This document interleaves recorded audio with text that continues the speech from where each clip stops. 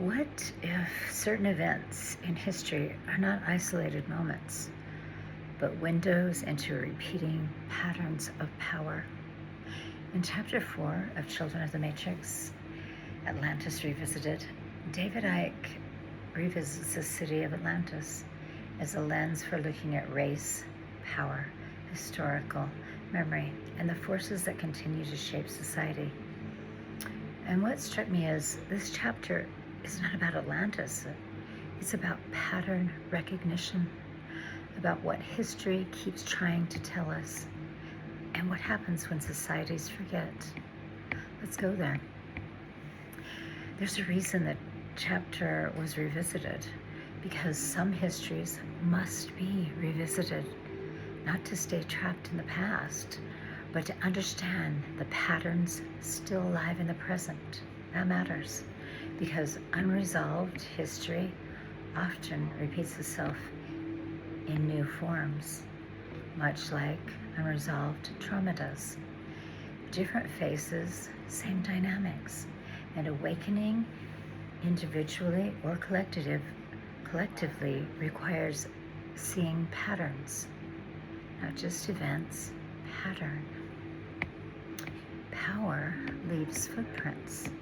One thing this chapter explores is how structures of power leave footprints in institutions, economics, race relations, cultural memory, and often those footprints remain long after people assume the past is over.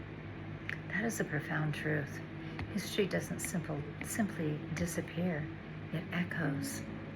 And consciousness means learning to hear the echoes. Stories societies tell. This chapter made me ask, what stories do societies tell about themselves? Every culture has stories about justice, progress, freedom, identity, but sometimes official stories and lived realities diverge. And when they diverge, something important has to be examined. That's not division, that's discernment. And discernment is part of awakening. Patterns of division. One thing history teaches repeatedly, division can be manufactured, as we know. It's happening now in the US. Exploited, fed. And when people stay divided, systems of power often remain unquestioned. That pattern has appeared through many eras, and it's appearing now.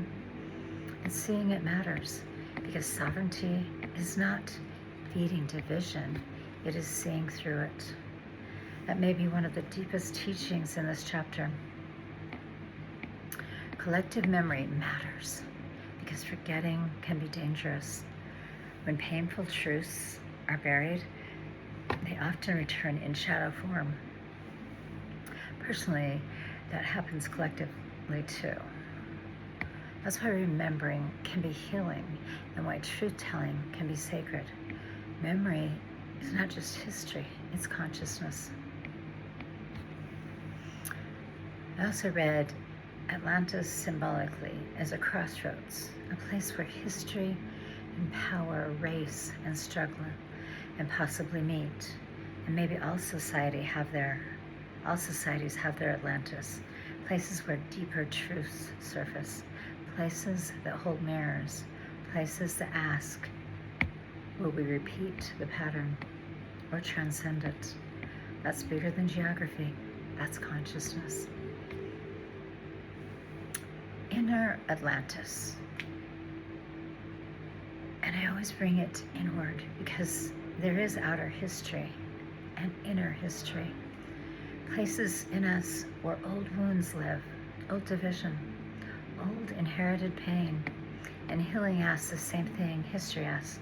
Will you repeat the wound or transform it? That's the same lesson, outer and inner. What I take from this chapter, my takeaway is simple. History matters because pattern matters. And awakening is learning to see repeating patterns without being trapped in fear. with discernment, with compassion, with sovereignty. That's the deeper work. Maybe freedom is not pretending history didn't happen. Maybe it's refusing to unconsciously repeat what history has already taught. That feels important because consciousness is not memory alone. It is what we do with memory, and that changes everything. Maybe some chapters in history are mirrors, and maybe Atlantis Revisited is asking us, what patterns are we willing to finally see? And which are we ready to stop repeating? If this resonates, subscribe. I'm walking chapter by chapter through Children of the Matrix, through a lens of sovereignty and consciousness. And tell me in the comments, do you think history repeats or tries to teach? Stay tuned.